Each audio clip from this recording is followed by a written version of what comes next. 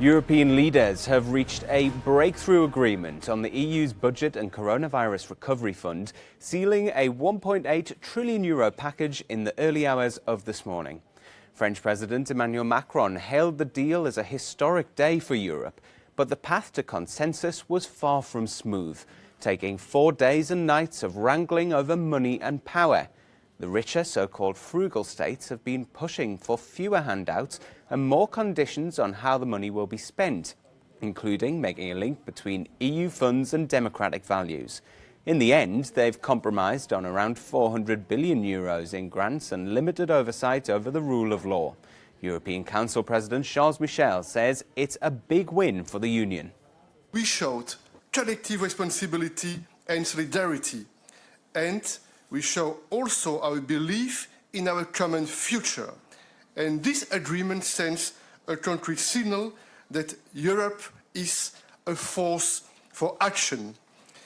We negotiated about money, but of course, it's about a lot more than money.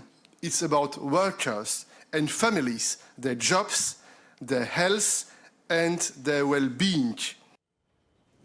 Our reporter Shona Murray is standing by in Brussels for us, and we can speak to her now. Good morning to you, Shona. You know, there'd been disparate demands from the group of leaders. There was talk of French President Emmanuel Macron threatening to walk out. There was also barbs which were traded. There's been so many divisions in this group. So how was a deal reached? Yeah, I mean, that's so true, Oliver. I mean, all throughout the weekend, we talked really about the acrimony. I mean, that's really what has characterised the negotiations over the past few days, not just throughout the meeting, but also going into the meeting. The divergences between the member states were wide, they were deep, and there really was quite a bit of pessimism at the start of it that there could be a deal reached. And now you can see quite a bit of elation coming from the likes of Emmanuel Macron, saying the deal may not be perfect, but it's the best possible that they could do. But I'm joined now by Rebecca Christie, who's a visiting fellow at Frugal think tank here in Brussels. Rebecca, thank you very much for joining us and for rushing to get to us. A deal was reached against all odds. It's really a milestone for the EU, and it shows the importance of being in the room where it's not happening. I don't think this would have been possible if they hadn't had a 4-day intensive face-to-face summit. Yeah. So I suppose, you know, on the face of it, there is a high level of elation because this is unprecedented in terms of the debt mutualisation and so on. But talking to some MEPs today, there's actually quite a bit of a disappointment about how the priorities were changed. Looking at it from the outside, because of course I wasn't taking part in the meetings, it really looks like this is austerity coming back, this time for the COVID generation. People are very concerned about their budgets, and they're willing to sacrifice things like the environment and other long-term concerns that others think are misplaced priorities. So you actually tend to share the pessimism rather than the sort of elation and that we're hearing from the leaders. I wouldn't say that. It's a big deal that they got a deal. And the sign of a successful European compromise is that no one loves it. That's really great. It took 4 days. There's going to be a lot of money on the table, and there's time to improve it later. Okay, and then one thing that they are hoped to improve is this issue of rule of law, because the new text that has arrived on the table is very broad. It's really very much open to interpretation. Can that be improved? Interpretation will be where it's at. None of these texts will mean much if there isn't an agreed on and followed enforcement mechanism. The fact that we're talking about it at all, I think, is reason to be optimistic. So do you think then, so what happens now, I suppose, then, in terms of, I suppose, filling in the blanks in relation to some of the priorities around agriculture, around climate, around rule of law? What happens now? One of the things that's historic about this deal is it will be fully European for the first time. It's not an intergovernmental agreement like many of the euro area mechanisms, which means the European Parliament will be involved, and they're going to demand some changes on things that are important to them. Yeah, that's actually very true, in that we've heard even yesterday from David Sassoli, the President of the European Parliament, saying he'll send this back unless there are really strong elements about rule of law and overall priorities. The thing is, now that there's a deal on the table, it needs to move forward. The money needs to get distributed. To the extent that anybody sees an opportunity to make the deal slightly more in line with their priorities, they're going to take it. At the same time, I hope we don't see the same level of hardball with people threatening to block the whole thing over a few $1 billion. Whether or not you think that's a good idea, if that's what it takes to get a deal through, that's probably what will be needed. Okay, Rebecca Christie, thank you very much for joining us. And back to you in studio, Oliver. Thanks, Shona, both of you and your guests joining us there from Brussels. Frugal nations wanting to hold member states to account is Finland. Alexander Stubb is a former Finnish minister and now director of the European University Institute in Florence. He joins me now from Espoo in Finland. Thank you very much for joining us here on Euronews. It's been hailed as the right deal at the right time. Do you agree with that? But have the compromises reduced the effectiveness of the final package? No, I actually agree with the fact that this package is historic. It's historic in terms of size, it's historic in terms of scope, and actually it's historic in terms of speed. I think this was a big victory for Charles Michel and Ursula von der Leyen, and it was also a big victory for European leaders. This was a good thing for Europe, no matter which side you look at it from. But there's been a lot of fault lines to get here, north, south, east and west, or over all sorts of things, whether it be about the money or whether it be about the rule of law. These fault lines have appeared. At one point, it looked like it threatened even the union if we couldn't get a deal. Do you think those fault lines have now gone, the fact that we do have this deal, or could they re-emerge and potentially cause some fracturing later on?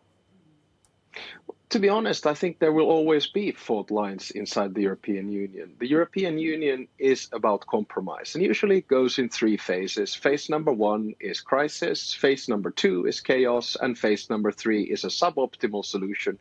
And that's how decisions are made. All I'm trying to say this time around, and I was Prime Minister, Finance Minister, and Foreign Minister for a total of 8 years, and I've been in these budget negotiations.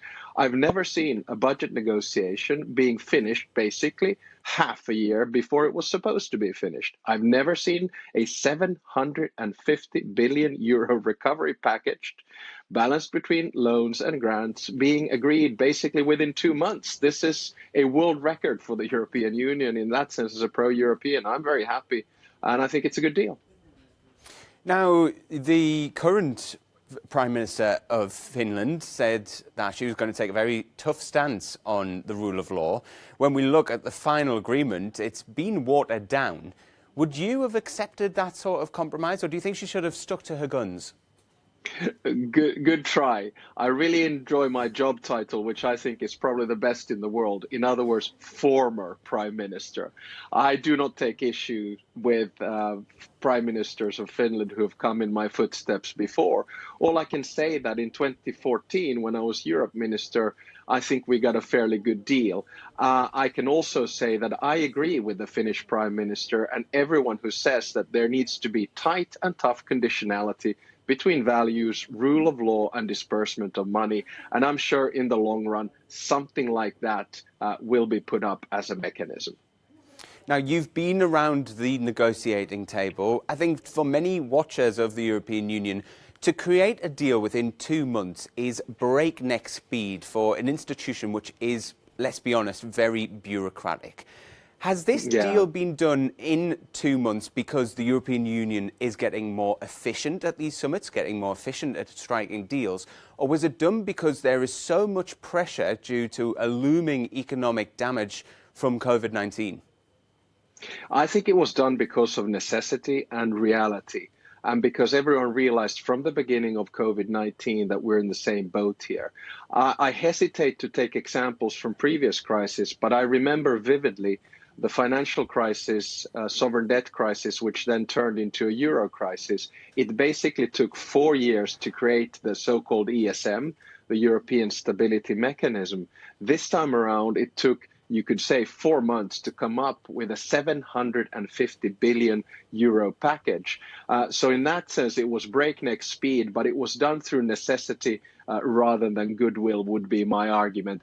And in a funny kind of a way, you could say that this really, really deepened European integration in an unprecedented way. And I think that's a good thing for Europe. Last question before I let you go, Alexander. A week ago, we were talking about this being a make or break summit. The European Union, not broken yet, but has it been made? Yeah, it's definitely been made. You know, we have a tendency as human beings to over-rationalize the past, over-dramatize the present, and underestimate the future. Everything is always historic or something like dramatic. But the truth is that at the end of the day, this is a sausage factory, and we come out with a result at the end. This was more make than break, and European integration continues to go forward. The former Prime Minister of Finland, Alexander Stubb, thank you so much for speaking with us here on Euronews.